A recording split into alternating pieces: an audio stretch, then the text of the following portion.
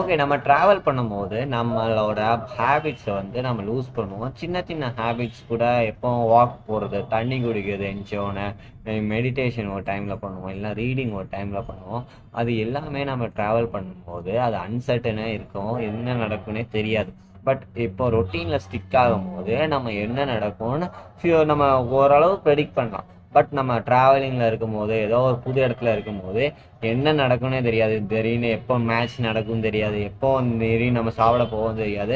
அதனால அன்சர்டனா இருக்கும்போது, நம்ம ஹேபிட்ஸ் வந்து எப்பவுமே ஸ்டிக் பண்ண முடியாது. பட் நம்மளால என்ன பண்ண முடியும்? நம்ம ஹேபிட்ஸ மெயின்டெயின் பண்ணதுக்குன்னா, அட்டாமிக் ஹேபிட்ஸ்ல போட்டிருக்கோம்.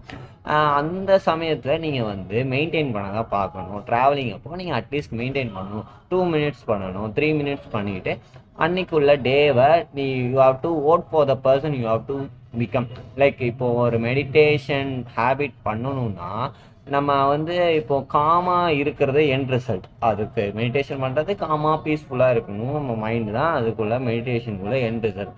பட் நம்ம வந்து அந்த பர்சனாவே மாறிடணும்னு போட்டிருக்கோம் அட்டாமிக் ஹேபிட்ஸ்ல.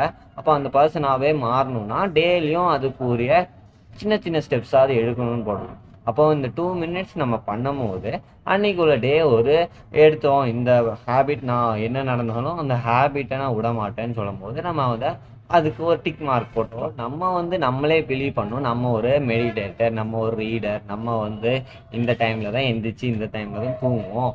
மேபி நம்ம வந்து கரெக்டான டைம் பாக்ஸ் பண்ணுவோம். இந்த டைம்ல தான் நம்ம சோஷியலைஸ் பண்ணுவோம். இந்த டைம்ல தான் நல்லா தண்ணி குடிப்போம். இந்த மாதிரி சின்ன சின்ன ஹேபிட்ஸ்லாம் நம்ம வந்து ட்ராவலிங் அப்போ மெயின்டைன் பண்ணணும்னு நினைக்கிற ஹேபிட்ஸை வந்து நீங்கள் வந்து கரெக்டாக பண்ணிடணும். ஒரு 2 மினிட்ஸாவது. நான் இப்போ ரொட்டீனுக்கு வந்துட்டேன். பட் நான் ட்ராவலில் இருக்கும்போது I was sticking not to the routine. I was trying to maintain the habits. என்னெல்லாம் பண்ணேன்னா, I try to Journal, I try to meditate, I try to sleep on time. இந்த மூணும் வந்து மெயினாக. அண்ட் ஃபோன் யூசேஜ் நான் கம்மி பண்ணணும்னு நினச்சேன். பட் பண்ண முடியல. ஏன்னா ஒரு ஹேபிட் வந்து ஸ்டார்ட் ஆகிறது வந்து கியூன்னு சொல்கிறாங்க. அப்போ அந்த கியூ வந்து ட்ரிகர்னு சொல்கிறாங்க. அந்த கியூ ட்ரிகர் இல்லாத போது, ட்ராவல் பண்ணும்போது அந்த ட்ரிகர் இல்லாத போது அந்த கியூ நம்ம அந்த ஹேபிட்டே மறைஞ்சிடுது. அதனால நம்ம வந்து எப்போவுமே அவேராக இருக்கணும். நம்ம வந்து ட்ராவலில் இருக்கும்போது சின்ன சின்ன பேட் ஹேபிட்ஸும் உள்ளே கொண்டு வருவோம். ஏன்னா செனகா சொல்லியிருக்காரு, we have to review our day day by day. நம்ம பிரெயின் வந்து எக்ஸ்டர்னல் என்விரான்மெண்ட்டில் ரிவார்டை தான் தேடி பார்க்கும்.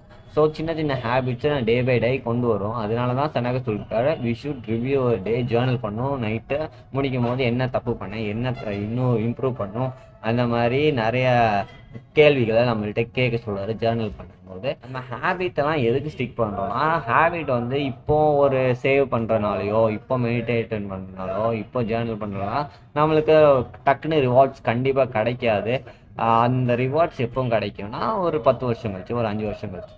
அதனால அந்த 5 வருஷம் இருக்கிறது அது டைம் பீரியட். அந்த டைம் பீரியடில் டே by day day by day நம்ம பண்ணும்போது தான் அதுக்குள்ள ரிவார்டு ரிசல்ட்ஸ் வந்து அடுத்த ஒரு 5 வருஷம் கழிச்சு கிடைக்கும். So if you do day by day அது பண்ணோன்னா we will get the reward. ரைட்டிங்கில் ஒரு ரூல் உண்டு. எப்போவுமே ஒரு 2 பேஜாவது எழுதணும்னு ஒன்று.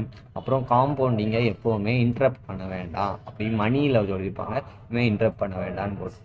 ஸோ ஐ பர்சனலி நான் வந்து இன்ட்ரப்ட் பண்ண நினைக்க மாட்டேன். அதனால ஐ வில் டூ என்ன எனக்கு இம்பார்ட்டன்ட், ஒரு ஹேபிட் இம்பார்ட்டன்ட் தோணுச்சுன்னா I will stick to it. Even if it's 1 minute R 2 minute. அப்படி நான் ஒரு டேவை மிஸ் பண்ணிட்டேனாலும் ஐ வில் டூ அடுத்த டே வந்து எப்படியாவது ஒரு சின்ன ப்ராக்ரஸாவது கொடுக்கணும். ஒரு சின்ன 1 நிமிஷமாவது அந்த ஹேபிட்டை பண்ணணும். ஒரு 2 நிமிஷமாவது பண்ணணும். இல்லைனா இப்போ டைம் லேட் ஆயிடுச்சு, தூங்குறதுக்கு லேட்டானா அடுத்த நாள் வந்து ஓகே பெட் டைம் கரெக்டாக இருக்கணும்னு நினைப்பேன். நம்ம ஃபெயில் ஆகும்போது அடுத்த தர உள்ளே வர்றது தான் ஒரு குட் ஹேபிட்டுன்னு சொல்கிறாங்க.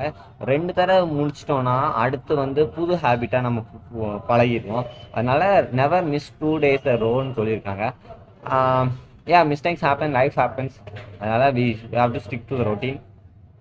இதுதான் நான் எக்ஸ்பீரியன்ஸ் பண்ணேன். இதை உங்களுக்கு சொல்லணும்னு நினச்சேன். பை.